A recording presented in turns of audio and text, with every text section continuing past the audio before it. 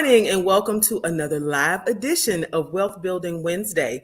Wealth Building Wednesday is a podcast brought to you specifically for us to close this thing called the wealth gap in America. And we are delighted to be a part of everything that TRHT Selma is offering to our community.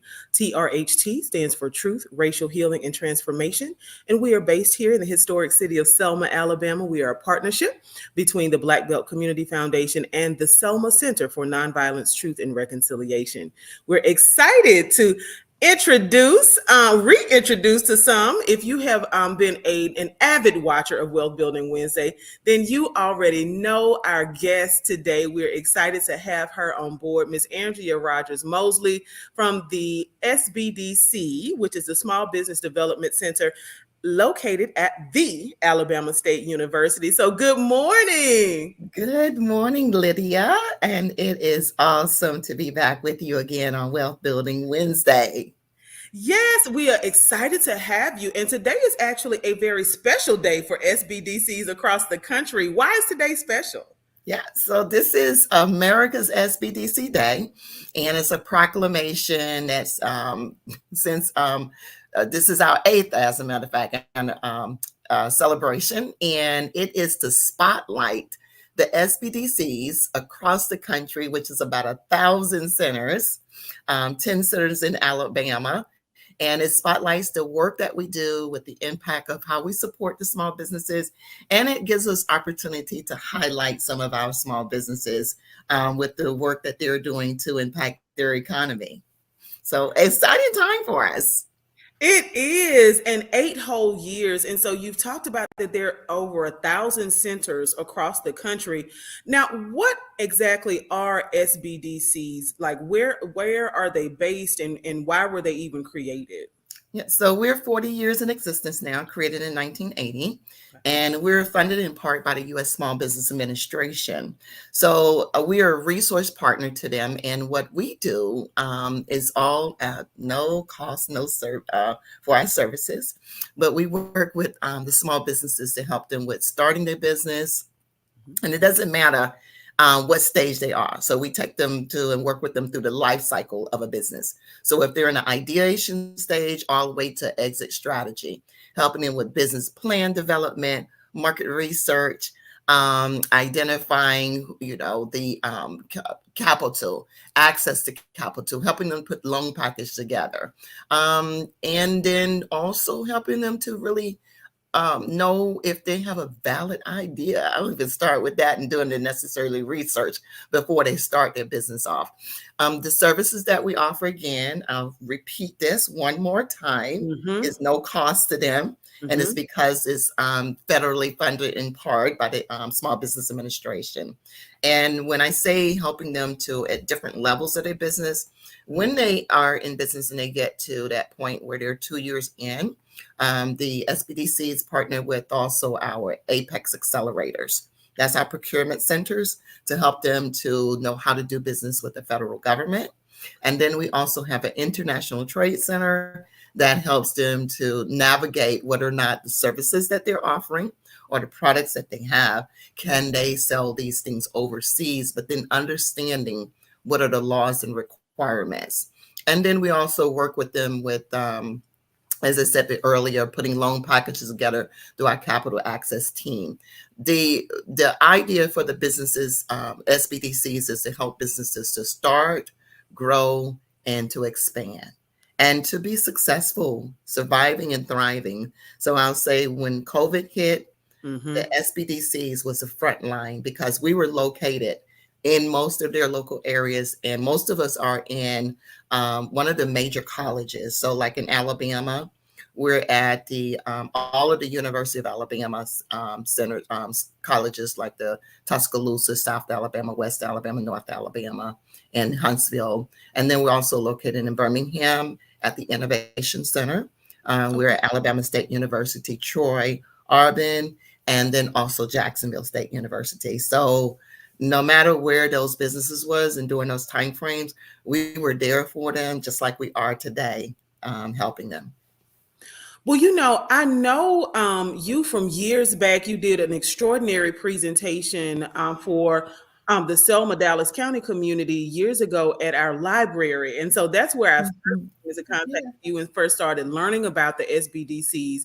And then you've also come to present during one of our in-person presentations, because Wealth Building Wednesday is not just a podcast, a video podcast, but we also do in-person events.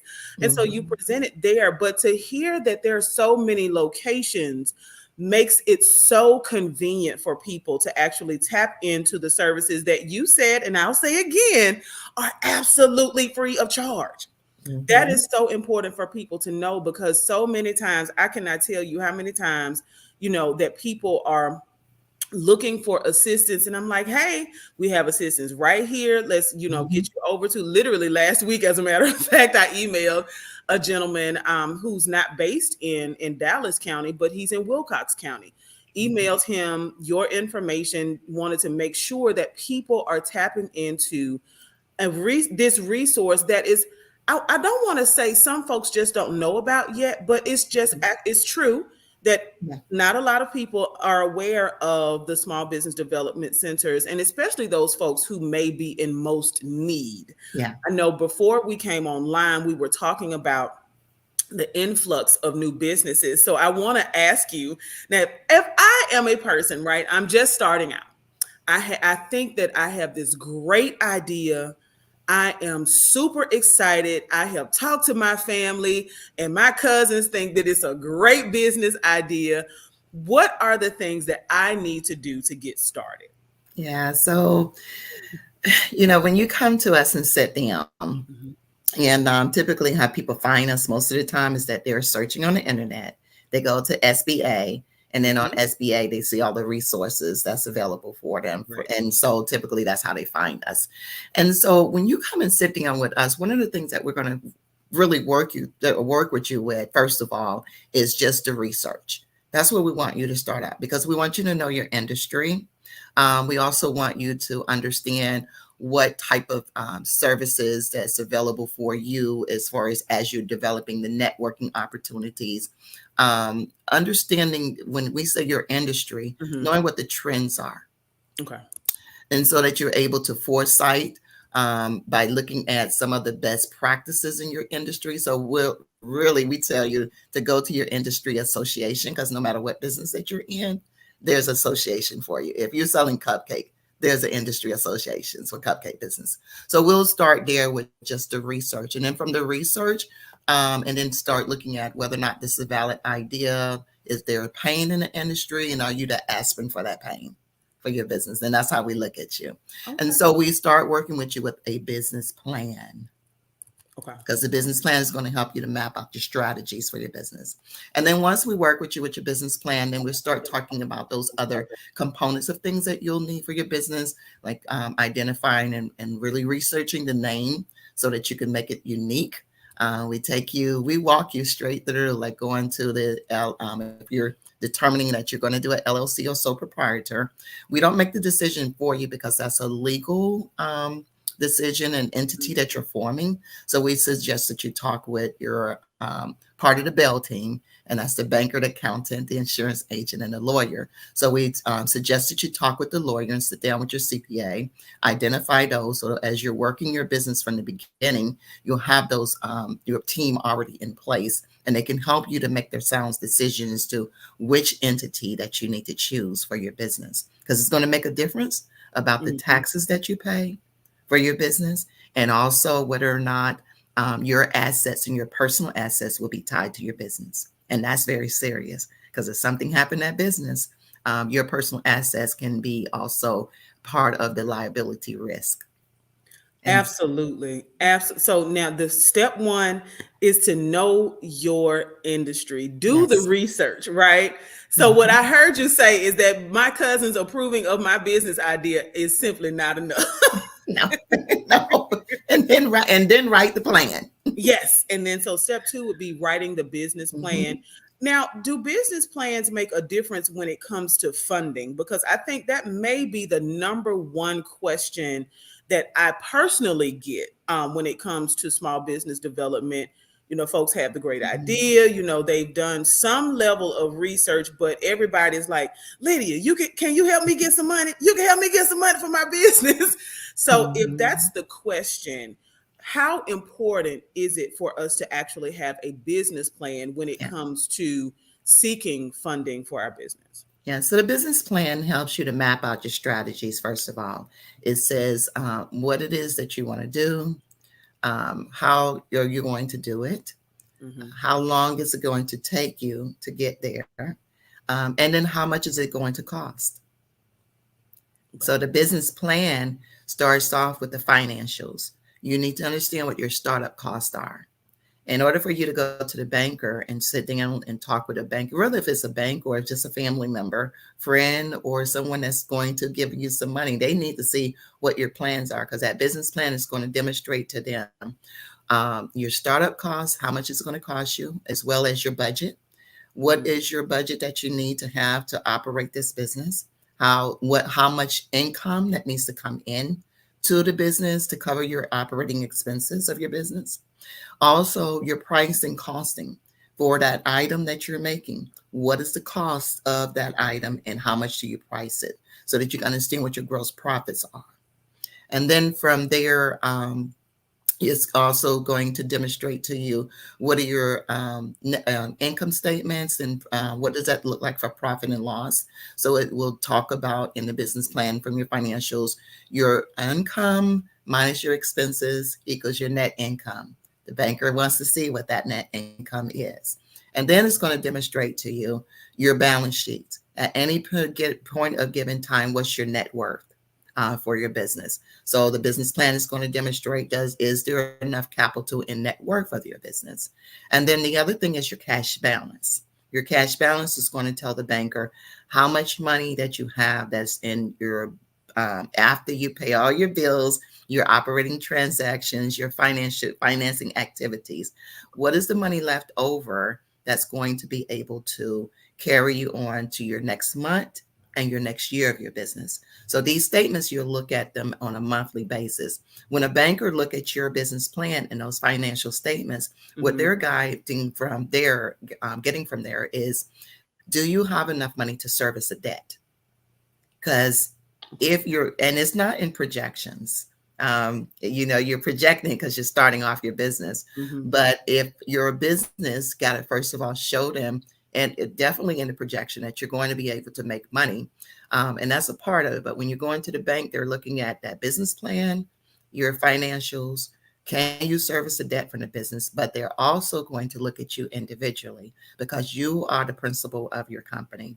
So that means your credit report, your capitalization, whether how you capitalize a loan, also your capacity, what skill sets basis that you have to carry out this business. What does that business plan look like? Do you have all of the resources and the tools, the capacity, employees, things that you would need to make sure that your business is operating? That's what the business plan is going to demonstrate to the banker, to an investor, or also if you're looking for a partner in the business. So it is extremely important that you write the business plan out and you project out the numbers. It's good for the individual, that even if they're not seeking to look for additional for funding and it's going to self-fund, it's good for the individual, because it is really the only way in your financials of your business plan to tell how healthy your company is. Because the business plan financial says to you whether or not your company is profitable, whether if it's running efficient, and then whether or not there's a liquidity, it's assets in your business. So that's the purpose of that business plan, strategizing and mapping out your road to success. And so I'm so glad that you took the time to lay this out, because Mhm. I've run into a lot of small business owners who just simply do not have a formal business plan. Mhm. And then when we look back and we think about, okay, so why are certain pieces missing? Or, as the business starts to grow, because not having a business plan does not mean that your business won't grow, right? You could grow on accident, right? You Mhm. really could be, like you said, the aspirin to the pain in your community or in your region or in the country, Mhm. and your success just skyrockets out of nowhere. but there are pieces that may be missing along the way because we did not write the vision and make that thing plain. So now I Yes. want to go back to this idea of our personal credit. So I'm just starting out. If I'm a small business owner, I don't have ideal credit. Does that make it more difficult to find funding? And if so, if it's more difficult, like, is it difficult enough for me to like want to work on my personal credit and then come back to it, or is it difficult to the point that I can still find it and work on my personal credit? So you're definitely going to have to be working on personal credit if there's some blemishes on it. And one of the things that they want to do is to make sure that they go, now start off this, go to annualcreditreport.com, annualcreditreport.com, and make sure that you're putting in exactly that. And when you put it in, that's exactly what you see in the URL, because there's some other companies out there that would charge you. This You're is right. free, and it's mandated by the federal government that you can go and pull your credit report from all three credit bureaus annually every 12 months. Okay. That's the first thing that they want to do. And if they're in partnership, they want to make sure that they're doing that in a partnership business too, that everybody's laying it out on the table, because it makes a difference as to when you go to the bank, whether or not that partner that is a 50% partner or anybody that's over 10%. When they start, the bank looks at the credit. They're going to look at the credit of every individual partners that's over that amount. Okay. So if you got someone that's weak in the area with credit scores and credit history, then it's going to impact you as to whether or not you're successful at getting your financing from the bank. Credit scores are just like if you're going to purchase a home or a house, it is going to make a difference whether or not you get that loan from the bank. And so there's also creative financing, and like we call bootstrapping for the business. So bootstrapping means that you start off small and you grow. And so at some point in time, you may not need to, you need the funding to start the business, but can you start your business off at maybe only providing certain services and grow the business in that services, and then work on wealth building for the business? Okay. That means that you might not be paying yourself right now. That's why it's so important. I tell people, keep your job until your business is showing that you're ready now to move on your own and you can start, because you got to live, right? And you need to keep a job. You got to have some money coming in. So the business has to take care of itself. So that's one of the ways that we say with bootstrapping, and just start. And it's also looking at others that people that maybe can loan you from, not traditionally from the banker, but going to other means of loan. Some people go the route of, getting credit cards, and they fund their business with credit card. But with that, you have to be mindful that those credit cards will pile up. Interest rates are high, and you can get more trouble with those if you're not paying them off as you go make the money with your business. Money comes in, you need to pay it. There's also creative financing. And so I have a rental property that I needed to, this is back a couple of years back, but anyway, I needed to get some work done on the house. And so I went to the bank, because I've been with the bank for this bank since 17 years old. Oh, wow. Okay. And so it's like, okay, I'm going to my bank to get a loan, because I've been with this bank for a long time. I got a car now, and everything, and paid off and all this stuff. So I went and just needed a small loan, the credit union. And they said, well, we can't loan on rental properties like that. I was like, what? I can't get a loan? I've been with you all this time. And so what they did was, my car had some equity in it, and almost paid off, but it was still good enough equity in the car. And so the interest rate, it was 2.9%. So what she did was, she took the car, refinanced it, gave me the money that I needed to work on the house. And the interest rate, and for that loan, as it went, it was 2.9%, versus if I gotten a loan for a business loan, which would have been 8 and 9%. And so you see what I just did? Went to the bank. We sat down, we talked, we did some creative financing. It did put a loan back onto the car, but it gave me the number of money that I needed to go ahead and get the repairs on the house. And because the interest rates was so low, I was able to pay it off quicker and faster. Wow. Okay. So creative financing, it doesn't mean that you can't get it. It's just working with your bank and talking with them to see what creative things that you can do. And so we have a question.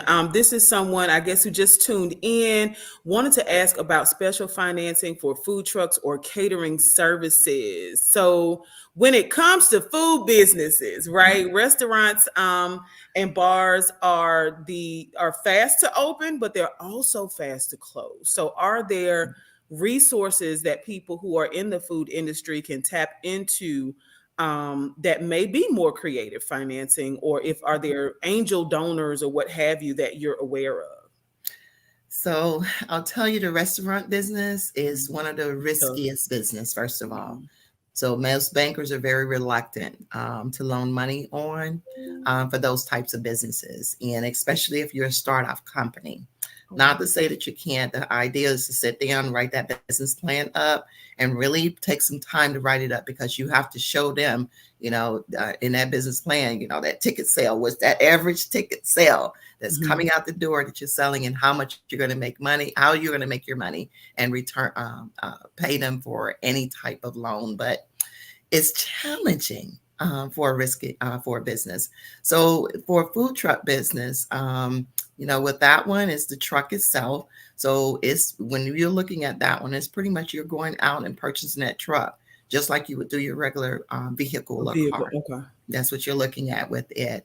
As far as grants and angel investors, I'm not aware of these entities that's out there now. Sometimes Mhm. in some of the cities, and Birmingham is really good at it, because I've noticed that and kind of follow some of the things that they do. Mhm. They do have some programs that they inject into their small business and entrepreneurs through a competitive or where they're applying for a grant based on their write up of their business idea. And so those are things that you want to look at. Some companies, such as your corporations, I know, I'm trying to think of who it was at one time. I think it was PayPal did this at one time. And then it was some other companies, American Express, that I remember that they had some competitive things that they did to that they were, people would be able to put in for grants with them. So you want to Mhm. scan and look to see what corporations, also major corporations, that are offering some programs for minority small businesses, women owned businesses, because some of those do exist. But again, it's competitive, and you don't want to build your company around that, Right. because that is a one time thing. It's an iffy thing. There's a small amount, maybe 2,000, 3,000. You can't run your business on grants. You have to build that business plan out and look at how are you going to make profit for that business, and then go with it, because you're a for profit business. You're not a charity. This is your baby. You conceived it, you birthed it, and now you got to nurture it. All right. So now I want to get to some questions. We have questions rolling in. You mentioned angel. Well, I asked about angel donors, and then you also mentioned grants. And so we do have a viewer who wants to know about grants for small businesses. Are And they're those, and like rare. you, They're go ahead. rare. Okay. I'll tell you, they're rare with grants for businesses. And even when you go out and do your search on Google and try to identify those grants, you want to be Mhm. very careful with the ones that you do find and come across, because you might find some. And if you do, you want to vet it. You want to look for the reviews. You want to check them out. If they're asking you for money for a Mhm. grant, Mhm. that's I've seen that it. I don't do that one, because Mhm. if you're doing that, that means that you may be one of the people after they collected $500 or $200 or $300 for 1,000 people, and then they give out a $2,000 grant. Mhm. don't don't do that one, because those are people that's making money. But you want to make sure that if you are finding them, check them out, make sure that they're legitimate organizations. And the way that you can do that is to really look at the Better Business Bureaus, and also the state of the where they reside at, to Mhm. make sure that there's not any complaints about them. But if you deal with the corporations, as I was saying, suggesting earlier, and also some of the national nonprofit organizations, then you Mhm. know most of the time that those are legitimate organizations. Okay, so now then there's also a question about food manufacturers, folks who created shelf stable merchandise. And then what if folks own their food truck free and clear? Does that make them a more favorable investment when it comes to financial institutions and their consideration for a loan? Yeah, because you have some collateral with that food truck that you're owning, but Mhm. then again, it's still going to go back to the your credit scores, Okay. your personal capacity, to your money that's coming in already, because they look, what do you have now? Can you service the debt? So if I give you a loan for $500, right, your personal net worth as well as your business net worth, the money that's coming in is going to have to demonstrate that you can service that debt. Okay. So, I have a question about the daycare industry. What about getting loans for starting a daycare, along Mhm. with money to repay loans until the profit starts to roll in? Is there such a thing? So there are working capital loans, Okay. and then there are, yeah, and I'll talk about SBA first of all. Let me just start there too, because I Okay. don't think I mentioned that while we were talking about loan. So when you go to the bank and you do not have enough collateral, Mhm. and then there are some challenges in as far as what you got to have profits. That's the bottom line to it coming in. However, if there's a collateral issues that the banks are looking, SBA has what they refer to as a loan guarantee programs. And those loan guarantee programs can help support you with getting a loan because it's like your rich uncle's co-signing for you. That's what Okay. the SBA guarantee loans are. So SBA don't do the loans, it's the bank that does the loan. So there's Mhm. still the elephant in the room. But because if you can get an SBA guarantee loan, then that means that the banker is more comfortable because it will guarantee anywhere up to 80% for the types of loans. And for the 7A loan, it's like 700, $500,000 um, that you would look at with those types of loans that can be available for you. So it's it's some programs that's out there that can support you. Again, it comes with writing the business plan, is Okay. sitting down talking with your business advisors, and that's SBDC. Tap into us so that we can help you with putting together that loan package and your business plan. Um, but those are some things that I would suggest that's out there for you. But back to the question about the truck itself, yes, it does put you in a better position because that means you don't have your money tied up in debt with someone else, and your debt to income ratio is a little bit lower. Okay. Yeah. And so I wanted to get back to, because it is the eighth SBDC day in America, and we are celebrating the fact that you all offer free services to people and nurture business owners, whether they have just come up with the idea or they are looking at retirement and how to transition this business. Do I need to sell it to the next generation, to my children? Or do I just close? Right? Do I Mhm. gracefully move out of the industry? So that, just in and of itself, all of the things that you all offer. I know that you mentioned earlier the Apex program, which helps businesses that have been in existence for at least 2 years with government contracting. So if that is something that I'm interested in, how does that program work? And do you all like help me prepare for it as a business owner? Is there paperwork? Are there extensive processes that I have to go through? Are there negotiations or anything? What does that look like? Yeah, so our Apex Accelerators used to be called a PTAC, which was Procurement Technical Centers a while back. Yes. And so recently they changed over. And so with that, that means that listen, the government buys everything. It does not matter what they buy: IT services, accounting services, for businesses that are doing laundry businesses. You know, they buy that.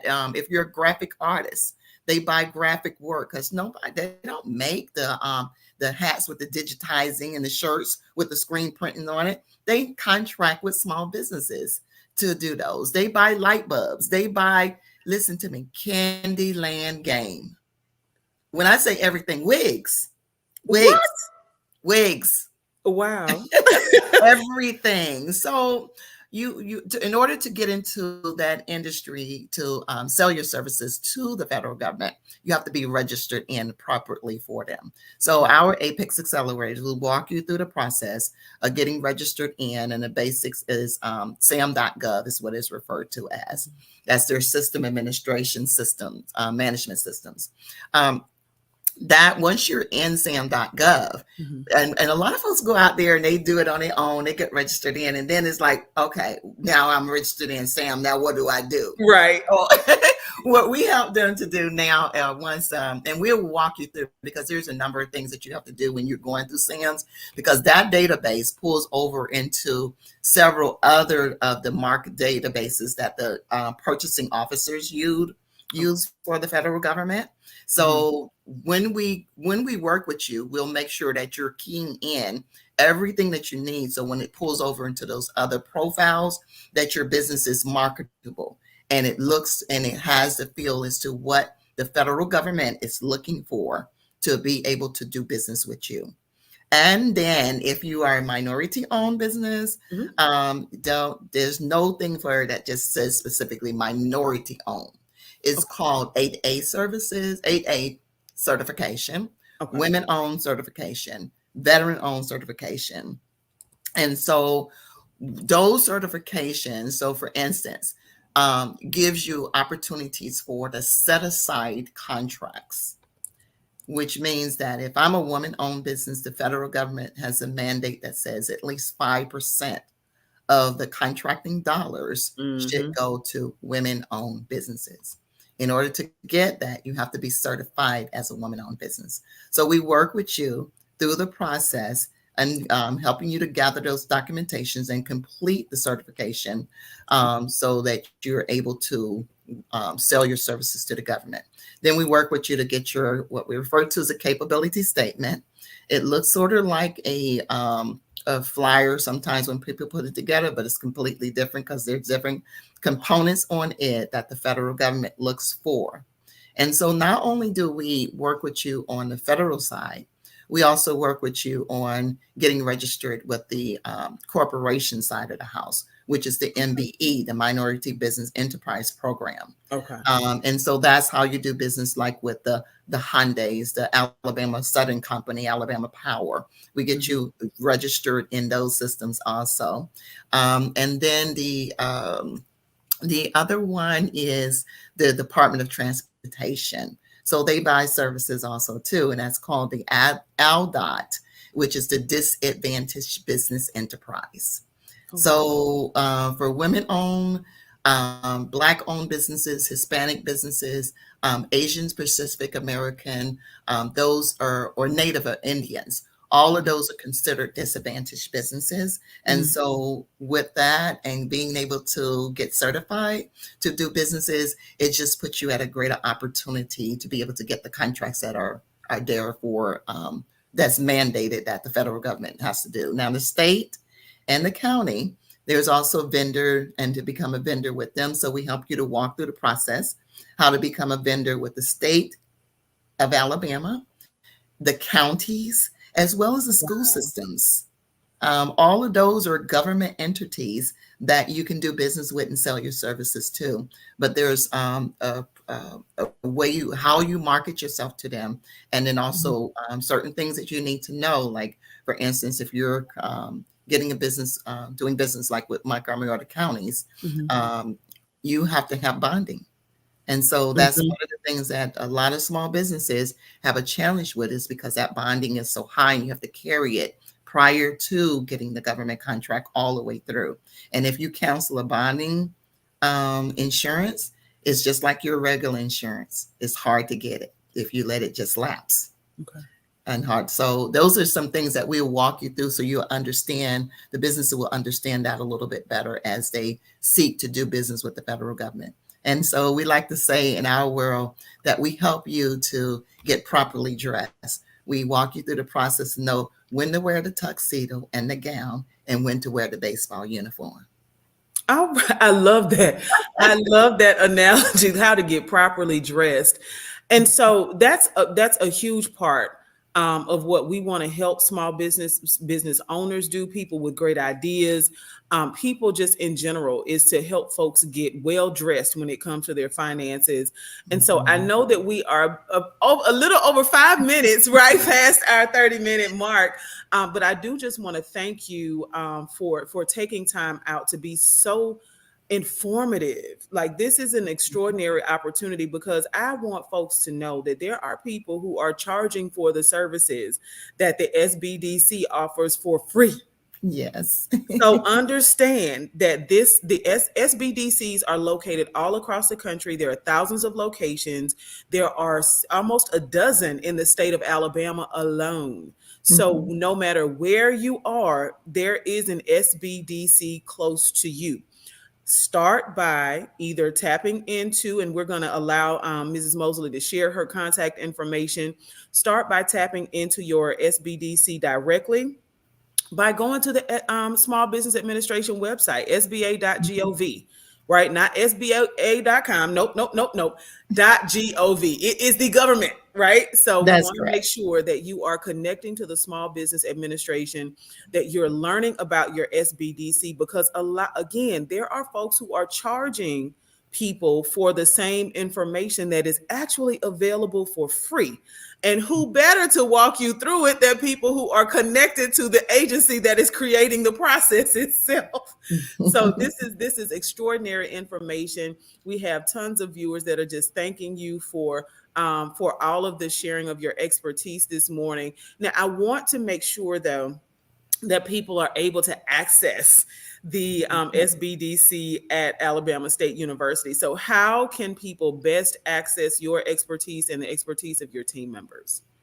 So they'll go to asbdc.org, and that's just acronym for Alabama SBDC, asbdc.org. And then once they go there, they'll register. You'll see the register button. Just register it in with the client. And we buy zip code. So by your zip code, we will send you to the appropriate SBDC in the state. And then for the, if they're not in the state of Alabama, they're going to go to America's with an S, Okay. America's SBDC .org. And from there, they'll put their zip code in. And once they put their zip code in, then they can, at that point, find their local SBDC that's in their area that they can work with. And please, don't, this services is really great services. And we don't want no small business to be out there struggling and feel like they got to do this on their own. Yes. Sometimes it's just talking it through and have someone to talk it through. And that's what we're here for. It's like we took the name away from counselor, though. So we don't use counselor anymore. We just use business advisor. But we feel like, even though we say advisor, it's counseling, because when you guys sit down and talk with us, we really work with you to help you and guide you through. And we're all of us, we're passionate about what we do, and we get excited in the moment, because every time that you come in with these ideas, and when you launch your business, it feels like that we're actually launching our business too, along with you. So we jump inside, we get giddy. So we want you to come in and see us. And so, again, I want to thank you for your time. I am just so appreciative of you. And again, everything that they offer is free, y'all. So if you have a great business idea, or if you have a business that you're getting off the ground already, you have your business plan, no matter where you are, whether it's in ideation phase, right? You're just thinking about how to unfold this answer to people's prayers, right? Or whether you are a seasoned business owner, you've been in business for decades, and you want to franchise, or you want to become a qualified vendor for government entities, or you just simply want to retire, then Yes, the SBDC from the is, cradle to the grave. yes, absolutely. The SBDC is an extraordinary resource, and we welcome you all to reach out to us. Again, this is Wealth Building Wednesday. And the last question, she says she loves it here. Can you help write a business plan? Yes, they help write business plans. So contact So, and people. Lydia, I want to Yeah. say though, but we don't write it for you. Right. We help you write it. So we give you all the tools and we review it and check it as you write. And then once they start, we will also, go in and do some edits and various different things. I'm so glad you said that you give the tools necessary to write that business plan. And if you are a person who, I don't like to put stuff on paper, do you have a friend? See, this is where the real life, like where the rubber meets the road, right? Do you have a friend who writes well? Do you have a friend Mhm. that is a teacher? Right? Who we choose to connect ourselves to makes a heck of a lot of difference when it comes to Mhm. our personal success and our business success. So you talked about the bail, the banker, the attorney or accountant. Wait a minute. I'm missing Banker, one. accountant, insurance agent, and Yes. lawyer. Yes, I Yep. knew the L. Look, I knew Yeah. that. Keep a lawyer, yes. But the banker, the accountant, the insurance agent, and the lawyer, though that team of folks, do you have people who you consider to be friends who are in those industries? Right. Yeah. And just because they're your friend doesn't mean that they're going to give you a friendly discount. That is their Oh, business. Right. Lydia. Oh, I got to share something with them before I leave off. Yes. So we have Boch Bingham. That's a law firm that's in the state of Alabama. Mhm. And they only do this for Alabama in businesses. But if you're a minority owned, woman owned business Mhm. and your annual receipts are under $450,000, that's many of us, Mhm. there is a free service and it's Boch Boost program. Free. They do everything for legal except for they don't go to the courtroom, so there's no litigation, Okay. but everything that you can think of, LLC formations, researching for patents and intellectual property, writing up waivers and reviewing waivers. But it's BALCH. That's BALCH, Okay. Boost, BOOST Mhm. program. Okay. And all you do is fill out an application. They will reach back to you and help you with whatever the legal matters that you are need to have the conversation on. And it's important because I tell you, recently I was going through something and I needed the attorney and didn't start on the front end of it, like I tell you all to do. It Mhm. was a back end. But it took me a year to get out of a situation that I was in that was dealing with a rental property.